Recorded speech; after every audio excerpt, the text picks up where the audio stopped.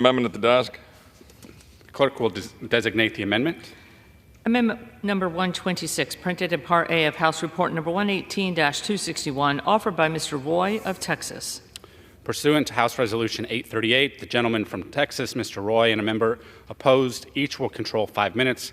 The chair recognizes the gentleman from Texas. I thank the chairman. The amendment that I'm offering here on the legislation we're considering would prohibit any of the funds in this appropriations bill from being used to carry out so-called environmental justice, quote-unquote, activities. Now, this so-called environmental justice is nothing more in the end than a synthesis of divisive racial ideology and policies that my colleagues on the other side of the aisle like to promote with radical environmentalism. Basically, they're taking their radical environmental policies perpetuated the EPA and through Interior, through this administration, doubling down on them, injecting divisive race policies, and now creating a larger problem for the American people. The entire ideology is based on the notion that federal environmental funding should be allocated based on immutable characteristics. So let's think about that for a minute. So not only do we need to destroy the American economy with radical environmental policies, but we need to inject divisive race policies into the middle of it. That's where we are.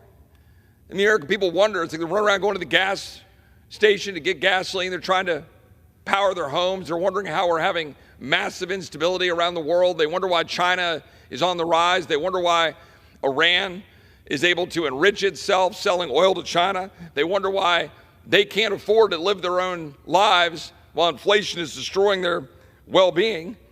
And now we're injecting race into the middle of it all. Biden's so-called Justice 40 initiative directs 40% of federal clean energy and energy efficiency spending based on ethnicity, migrant status, and income status. I mean, you literally just can't make this absurdity up. Here are some of the examples. Quote, developing a roadmap to dismantle environmental racism in Brunswick, Georgia. The Ecology Action in Bloomington, Illinois, which, quote, seeks to identify and develop mitigation strategies for disproportionate climate impacts and increase tree equity. What in the hell is tree equity? Quote, supporting summer high school environmental internships in Milwaukee, Wisconsin to build climate resilience and connect mainly young people of color to life skills and environmental sector career pathways. However, a recent study conducted by President Obama's former energy secretary found on average solar workers make $12,000 a year less than oil and gas workers. Look, the fact of the matter is we're destroying the American economy, chasing the climate agenda, which my colleagues on the other side of the aisle fully acknowledge and admit is being driven by the climate agenda, and that the American people must suffer higher inflation, higher costs, and inability to afford their own homes, their own cars, go about their own jobs, their own way of life, in order to pursue an agenda that everyone acknowledges that even if we do everything my colleagues on the other side of the aisle say we would do, wouldn't dent CO2 production relative to what's happening in China and India and countries around the world. I reserve. On reserves, for what purpose does the gentlelady from Maine seek recognition? Thank you, Mr. Chair. I seek claim time in opposition to this amendment. Gentlewoman is recognized. Thank you so much. In recent years, Democrats have made historic investments in environmental justice, and the EPA has already put those dollars to good use. I think it's unfortunate that my colleagues across the aisle continue to attack good government programs. Environmental justice, just to explain this, ensures that all Americans receive the same degree of protection from environmental and health hazards. It is particularly important in rural communities, like the one I represent and like the one I imagine my colleague represents. Many of these rural communities are in the very districts my colleagues across the aisle are representing. Rural communities and low-income communities have long been targeted by corporations, regulatory agencies, and local planning and zoning boards when siting polluting facilities. Let me just give you a list of the kinds of things we're talking about here. Landfills, waste transfer stations, incinerators, garbage dumps, diesel bus and truck garages, auto body shops, smokestack industry, industrial hog and chicken processors, oil refineries, chemical manufacturers, and radioactive waste storage areas. Because of this, these communities typically have lower property values, higher health disparities, and shorter lifespans.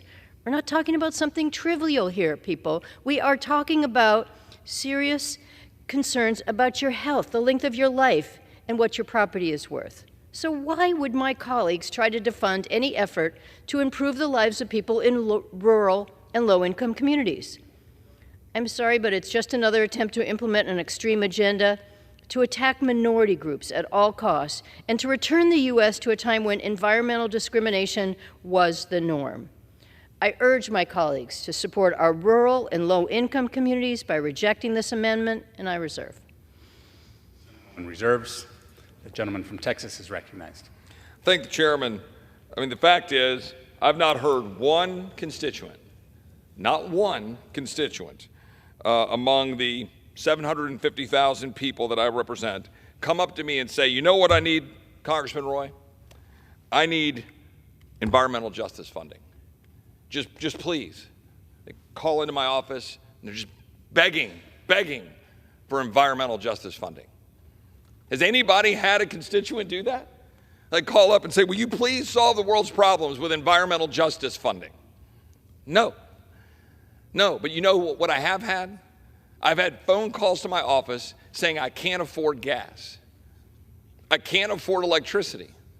I've had calls from workers from a refinery in my district saying that they're going to drive us out of business and I don't know what I'm going to do.